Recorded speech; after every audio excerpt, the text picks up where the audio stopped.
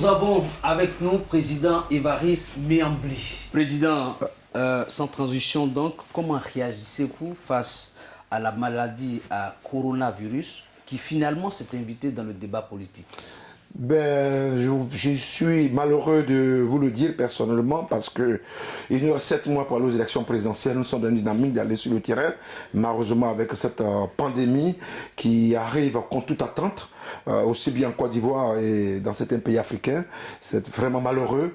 On est tous gênés de constater qu'aujourd'hui, au moment où les choses sont bien lancées, la Côte d'Ivoire a une croissance de 8% chaque année depuis 2011 à aujourd'hui, et que l'offre politique que le HDP est en train d'offrir aux populations, nous devons aller sur le terrain pour présenter cette offre aux populations. Et c'est en ce moment-là que nous sommes obligés d'être confinés chez nous à la maison. Toutes les réunions au-delà de 50 personnes sont interdites. Les consignes de l'État ont été bien suivies par les populations. Et nous osons croire que d'ici 2 semaines, voire 3 semaines, les choses entrent de l'ordre pour que cette maladie, cette pandémie, nous puissions l'écraser, nous puissions la tuer, parce qu'aujourd'hui, on a besoin d'avoir des gens en paix. Comme on le dit, c'est dans un corps sain qu'on travaille. Donc il faut que les choses se passent et que nous prions et que nous respectons les consignes de ce virus à l'effet de ne pas l'attaquer, ne pas le propager. Mais en tout cas, ça ne passera pas par moi parce que j'observe au maximum avec ma famille et mon entourage les consignes édictées par le gouvernement de Côte d'Ivoire. Croyez-vous pas que cette pandémie peut mettre en mal l'organisation de la prochaine élection présidentielle d'octobre 2020? Merci, M. Ouattara. Je pense qu'aujourd'hui, ce qu'il faut retenir, c'est que les Ivoiriens sont en train de respecter scrupuleusement les consignes du gouvernement.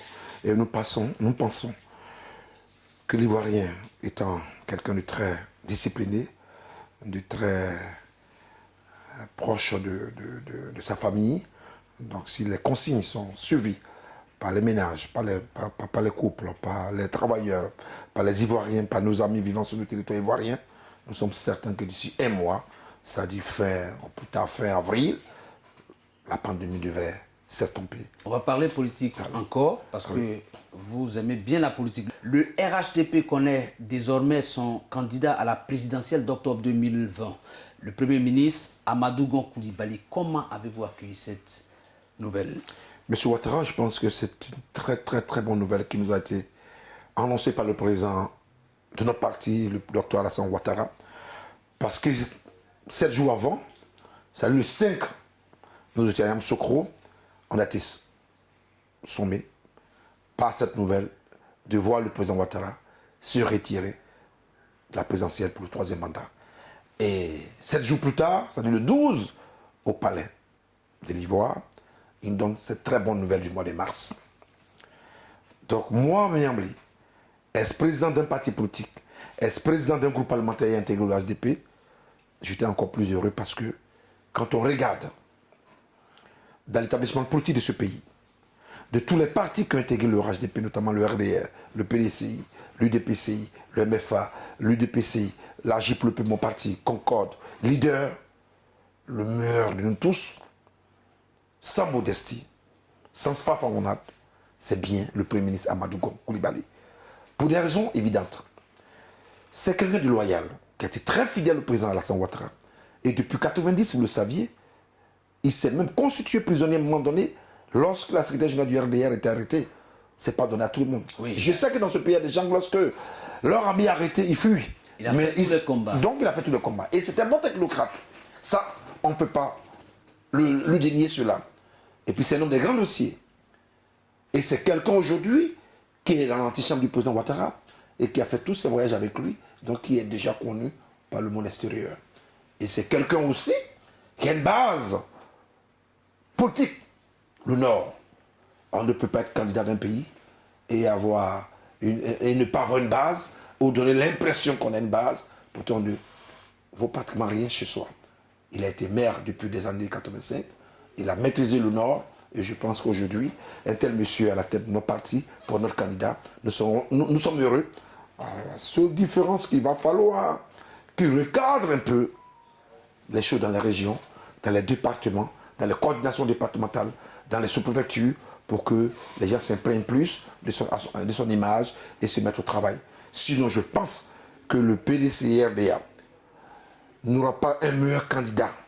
Le FPI, n'aura pas un meilleur candidat que celui que le RHDP a à la personne du Premier ministre Amadou Gon Coulibaly. L'unanimité faite autour de Amadou Gon Coulibaly, Premier ministre, Oui. par toutes les instances du RHDP, n'ont pas empêché certaines personnalités de s'y opposer. Tout à fait. Quel commentaire vous faites? Ben, effectivement, je vous comprends aisément. Vous voulez me dire qu'il y a eu des sons discordants, mais lequel des sons discordants, c'est un seul individu, un seul individu en la personne, excusez-moi du terme, du ministre Mabry Touakeuse, mais que vaut-il devant 400 cadres qui adoubent un candidat du parti dans une salle qu'est l'Hôtel d'Ivoire? Et lorsque ce monsieur n'a pas été capable de nous dire ouvertement qu'il demandait une primaire, qu'il se porterait candidat, et qu'il n'y a pas eu un autre son discordant en dehors de celui de la candidature du Premier ministre Amadou Gon, bien évidemment, il faut faire l'économie de ce que je peux appeler une primaire. C'est ainsi que nous avons décidé tous ensemble d'aller directement à l'essentiel, c'était de porter le Premier ministre Amadou Gon à la tête de notre parti pour être notre candidat. Maintenant, ce seul son discordant, jusqu'à preuve du contraire, je ne vois pas en quoi il peut être une menace pour le RHDP. Parce que lui-même, il sait très bien qu'il n'est pas capable, n'est pas comparable à Amadou Gon Coulibaly. Et je vais vous donner un petit exemple. Un lion qui sort du nord, de la savane herbeuse, qui passe par Boaké, qui arrive jusqu'à l'ouest, c'est pas une petite souris sortie d'une montagne des Oniens qui va l'effrayer. Donc dites à mon ami Mabry que chacun a sa place au RHDP, leur arrivée, qui s'assume et qu'il a assez d'audace pour affirmer ses choix. S'il veut être candidat, mais qu'il vienne nous affronter. Ce n'est pas le ministre Mabry Touakeuse seul, il y a eu Amontano aussi qui est parti du gouvernement. Mais voilà quelqu'un qui est très courageux, qui a accepté des partis du gouvernement, mais qui a eu tout récemment sa passion de charge avec le ministre Ali Coulibaly. C'est ce qu'on demande dans ce pays. Quand tu n'es pas d'accord, tu n'es pas d'accord. Jenny Kobine en 1994 dans la salle à l'Ivoire, quand on lui a refusé la parole, il allait créer son parti, le RDE, avec ses amis. Et ce parti a porté le président Ouattara au pouvoir. C'est ce qu'on appelle l'audace. Quant à notre ami le ministre Mabry Touakeuse, j'aurais bien voulu qu'il soit encore plus cohérent parce qu'on ne peut pas intégrer le RHDP le 26 janvier 2019 et aujourd'hui, tout récemment, il y a 2-3 jours, aller faire un bureau politique et signer ce bureau politique au nom du président du DPCI. C'est encore irrévérencieux. Son acte irrévérencieux de ne pas lever sur la table des séances le 12 mars dans le palais, nous en avions encore gros sur le cœur. Mais qu'il arrête ces irrévérences vis-à-vis du président Ouattara, du Premier ministre et du parti dans lequel il a un pied dedans dans le jour et il a un pied dehors dans la nuit. Parce qu'on ne peut pas aller à un bureau politique, aller faire une réunion et signer Mabry Touakeuse, président du DPCI, il n'y a pas de cela 3 jours. C'est pas normal. Pendant que tu as 2 postes au gouvernement, tu es représenté au Conseil économique social, tu es représenté dans tous les instances du parti. C'est pas normal. Vous voulez dire que le RHDP lui a beaucoup donné? Mais il a beaucoup reçu du RHDP à 19 ans. Il a reçu beaucoup du RHDP. Alors si tu as trop reçu du RHDP, que tu es trop rassasié aujourd'hui, mais libère le tabouret, comme le dit mon cher ami et ministre Adama Bitogo. Libère le tabouret. Il y a plein de jeunes qui ont besoin de ce tabouret, aussi bien dans le Tonkpi.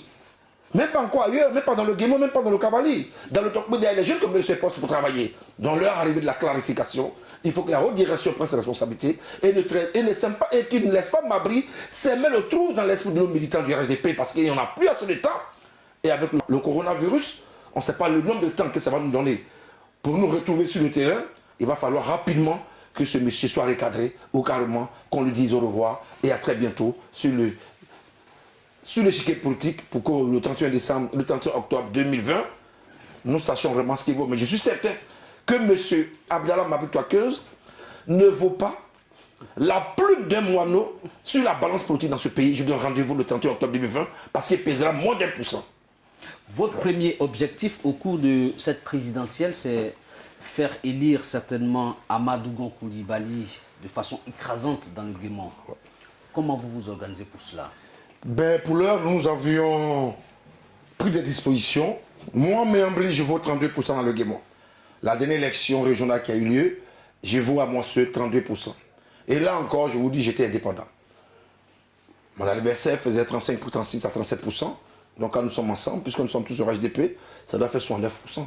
Mais je pense qu'aujourd'hui, nous attendons les instructions de la haute direction du parti et la mission précise, parce que je suis 22e membre du conseil politique, on peut m'affecter des Makoro, on peut m'affecter peut-être à Zonyen, où je rêve d'y aller.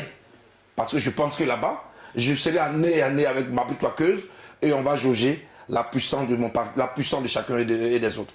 Donc je peux aussi affecter à Abidjan. Donc pour l'heure, j'attends l'instruction ferme de mon parti pour savoir où je serai affecté, pour m'organiser et démarrer la campagne. Le Premier ministre Amadou Gon Coulibaly, candidat déclaré du RHDP, connu pour avoir été à la bonne école, celle du président Ouattara, selon son entourage, a-t-il déjà posé des actions de développement dans le Guémon au nom de l'État de Côte d'Ivoire? Ben si. Déjà, je prends son dernier voyage. Il était tout récemment dans la région du Guémon, du Tompo et du Kabali.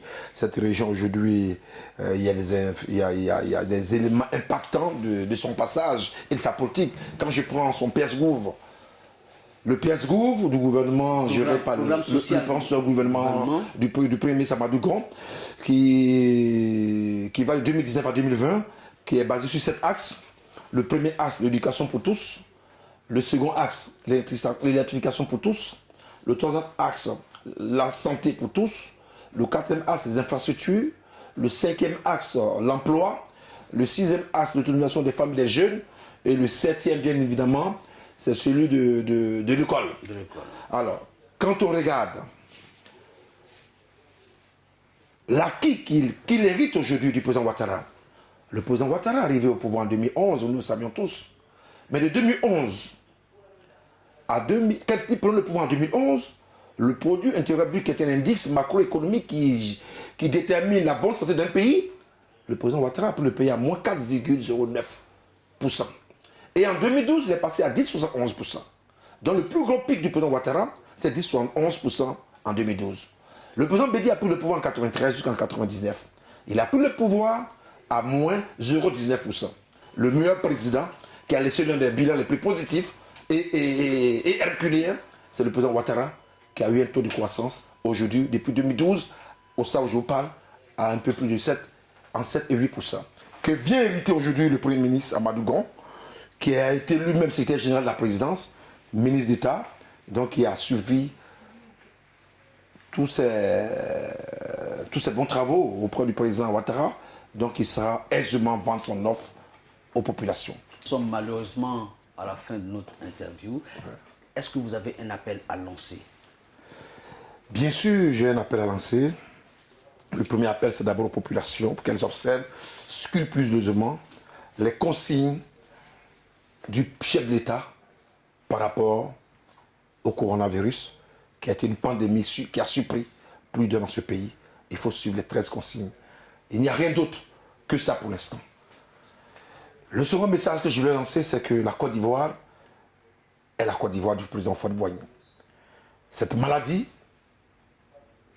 est une maladie pas politique.